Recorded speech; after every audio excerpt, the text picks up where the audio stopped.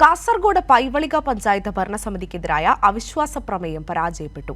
ഭരണം LDF നിലനിർത്തി. BJPയാണ് നിലവിലുള്ള ഭരണസമിതിക്കെതിരെ അവിശ്വാസ പ്രമേയം കൊണ്ടുവന്നത്. വിവരങ്ങളുമായി സിജു കണ്ണൻ ചേരുകയാണ്. സിജു, വിശദാംശങ്ങൾ. കാസർഗോഡ് പൈവളിക ഗ്രാമപഞ്ചായത്തിലാണ് BJP LDF ഭരണസമിതിക്കെതിരെ അവിശ്വാസ പ്രമേയം കൊണ്ടുവന്നത്. എന്നാൽ അവിശ്വാസ പ്രമേയം പരാജയപ്പെട്ടു.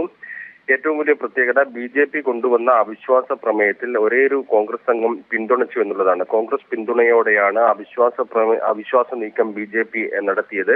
എന്നാൽ ഇത് പരാജയപ്പെട്ട് ഇപ്പോൾ ഭരണം LDF നിലനിർത്തിയിരിക്കുകയാണ്. മുസ്ലിം ലീഗിന് 2 അംഗങ്ങളുണ്ട്. ഈ 2 അംഗങ്ങളും അവിശ്വാസ പ്രമേയത്തെ എതിർത്തുകൊണ്ട് വോട്ട് ചെയ്തു.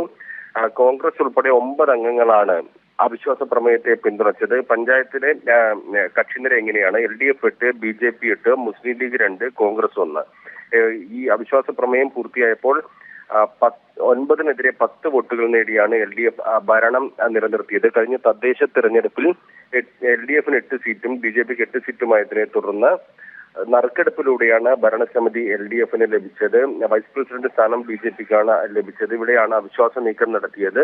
കോൺഗ്രസ് ഈ BJP നടത്തിയ അവിശ്വാസ നീക്കത്തെ പിന്തുണച്ചു എന്നുള്ളതാണ്. എന്നാൽ UDF സംവിധാനത്തിലുള്ള മുസ്ലിം ലീഗ് ഈ അവിശ്വാസ പ്രമേയത്തെ എതിർത്തുകൊണ്ട് 2 അംഗങ്ങൾ വോട്ട് ചെയ്തതോടെയാണ് LDF ഭരണം നിലനിർത്തിയത്. ഈ പാർലമെന്റ് തെരഞ്ഞെടുപ്പ് മുന്നിലെത്തി നിൽക്കെ BJPയുടെ അവിശ്വാസ നീക്കത്തെ പിന്തുണച്ച കോൺഗ്രസ് നിലപാട് വലിയ രീതിയിൽ ചർച്ചയാവുകയാണ്. സിജു കണ്ണനാണ് വിവരങ്ങൾ നൽകി.